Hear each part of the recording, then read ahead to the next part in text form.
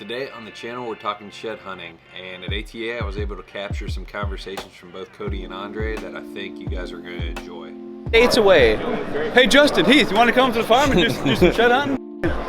So, and then I'll be busting my ass, and I'll go on social media, and I'll see your giant racks. Hey Byron, we're gonna have to go shed hunt public ground now. That's what Josh and Josh do to me and Justin in Illinois. It's like, okay, we'll meet you out there at 11.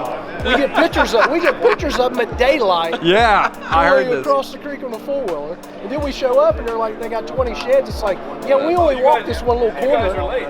Yeah, they said, well, we just went up there and pulled a stand and found like 20 Cody and I go out there with like head beams and night vision before they come out. I seen him literally. His daughter was heading for a This shot. is a fuck. This is literally lunged, This is knocked the out of the way and grabbed the shit. This is a bull-faced lie.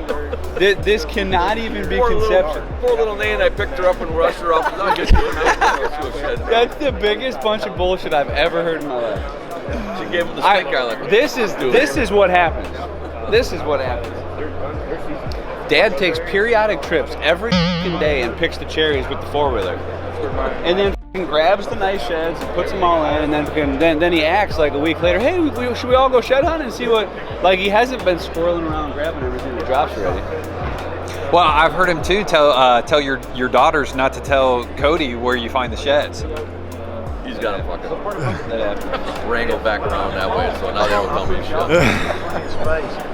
And he goes, huh! And dips the bike this way and locks me back, and then slides out and grabs him, and I'm like... Me and Justin was on the four-wheeler coming over this little ridge. It's on my four-wheeler, and he's riding on the back. As soon as we popped over that ridge, I seen something white up there, and Justin's like, is that a big shed? He's like, it looks like it. So we went up there, and there's a 90-inch. So we're all looking for sheds, and like me and you were standing there, and I said, "Will you find anything?" No, and I found. I said, "Well, you're gonna pick that one up?" And he looks down there, he's standing. No. You just started, and when you start shed hunting, you don't know really. You gotta look for antlers, right? Yeah, I'm not a good And then the other time on our property, I was way in the middle on the fence row by Steve's, and that 190-inch with the drops that Dylan took. My wife was standing like here and looking around, and I'm way over there. I could see the frickers from way over there. I said, Lisa, what? I says, are you going to pick those up? And she was standing by. Oh my God, two big freaking massive sheds. We're not looking at, trees or freaking foliage. Those were crazy sheds.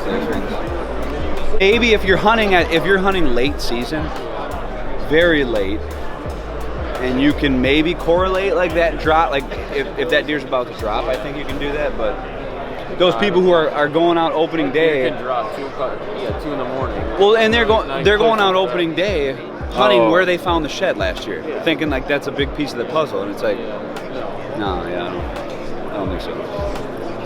Are you filming? Yeah. Yeah, dude.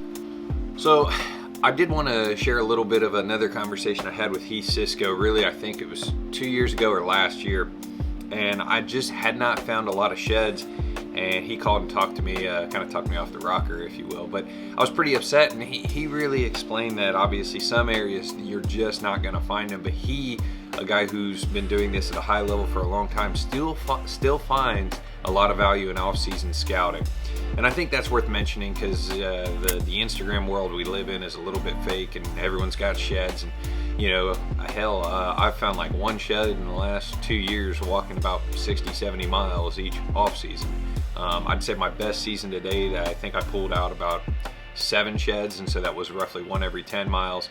And even a guy like Jake Bush, who a lot of people probably follow on this channel, he walks a lot of miles to find his sheds, and at one point I think he was like 1 for 30-35 miles. So I think getting some real world numbers out there should kind of help paint the picture. But good luck this off season. I appreciate you guys watching. Team Harder and Bucks, we're out.